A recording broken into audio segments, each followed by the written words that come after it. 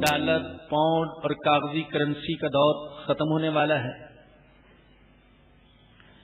इसके जवाब में उलमा ने जो कुछ लिखा उसकी रोशनी में अर्ज करता हूं कि असल करेंसी तो सोना है और चांदी, और खुद हमारे आका सल्लल्लाहु अलैहि वसल्लम के जमाने में भी यही करेंसी इस्तेमाल होती थी।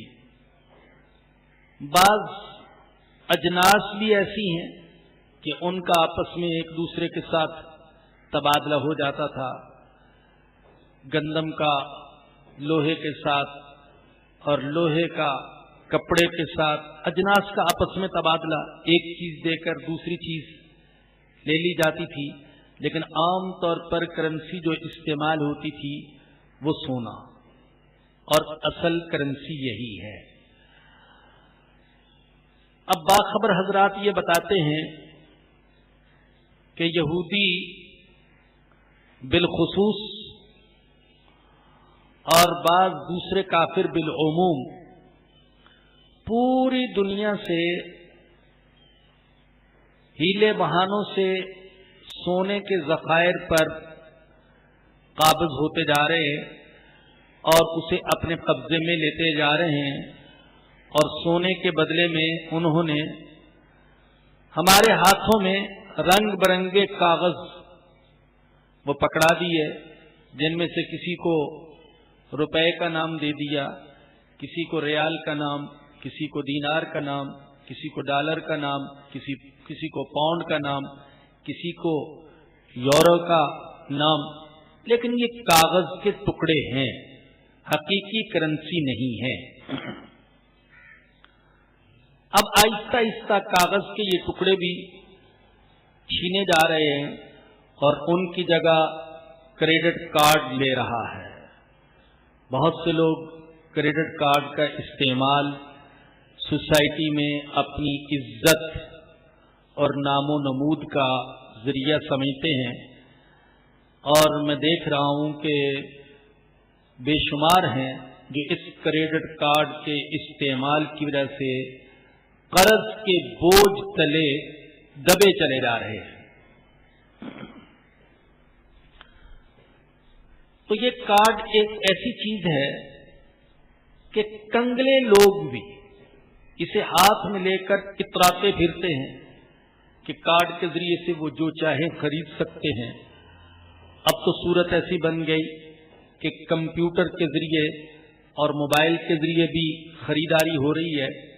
लेकिन ऐसा दिन आ सकता है, बज़ाहिर लगता है कि वो दिन बहुत करीब, कि हम कंप्यूटर और मोबाइल के बटन दबाते रहें और क्रेडिट कार्ड हाथ में उठा उठा कर फिरते रहें, लेकिन हमारे अकाउंट में कुछ भी ना हो।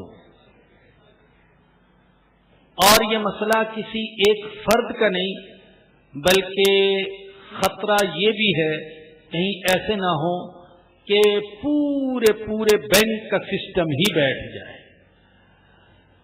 तो सोने के ज़खायर पर काबिज होकर और हमारे हाथों में कागज के रंग बिरंगे टुकड़े पकड़ाकर और फिर क्रेडिट कार्ड पकड़ाकर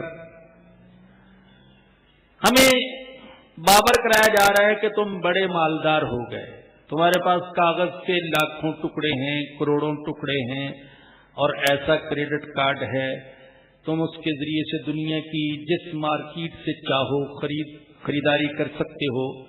लेकिन वो वक्त आ सकता है और बज़ाहिर लगता है कि करीब है कि जब ये रंग बिरंगे टुकड़े और ये कार्ड किसी काम नहीं आएंगे।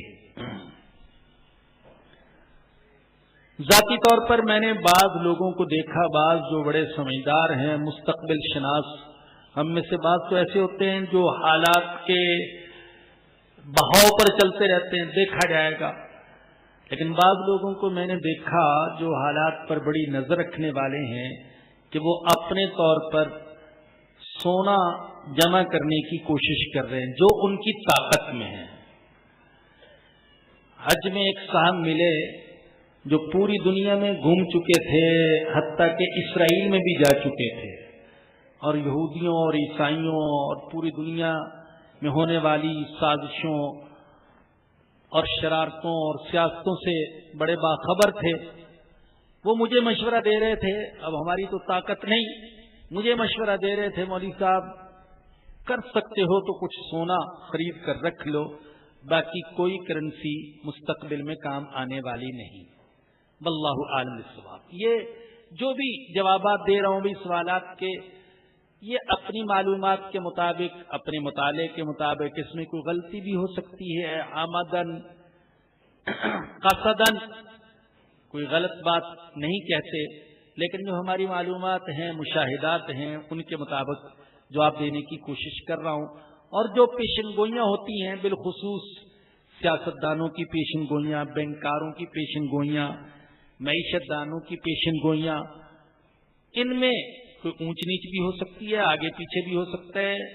ضروری نہیں کہ جس خطرے کی ہم نشاندہی کر رہے ہیں وہ خطرہ ہماری زندگی ہی میں سامنے آ جائے. ممکن ہے اس خطرے کا سامنا ہماری اولاد کو کرنا پڑے. اور اگر میرے جذبات کو پوچھیں تو میں یہ سمجھتا ہوں کہ ہم تو اپنی زندگی کا بہت سارا حصہ گزار چکے. اپنی اولاد کو کہتا رہتا ہوں تمہیں بڑے سخت حالات کا سامنا کرنا پڑے گا، معاشی اعتبار سے بھی بڑے سخت حالات بظاہر پیش آنے والے ہیں، اور جو کفر کی یلغار ہے اور فتنوں کی جو کثرت ہے اور دجالیت کی جو آگ بھڑک رہی ہے، تو شاید ہم سے زیادہ ہمارے آنے والی نسل کو اس کا سامنا کرنا پڑے گا. تو ہم پر لازم ہے کہ ہم ایمانی اعتبار سے، علمی اعتبار سے، شعوری اعتبار سے، اخلاقی اعتبار سے ان کی ایسی تربیت کرنے کی کوشش کریں کہ انہیں اگر ان مشکل حالات کا سامنا کرنا پڑے تو وہ کامیابی سے ساحل پر اتر سکیں.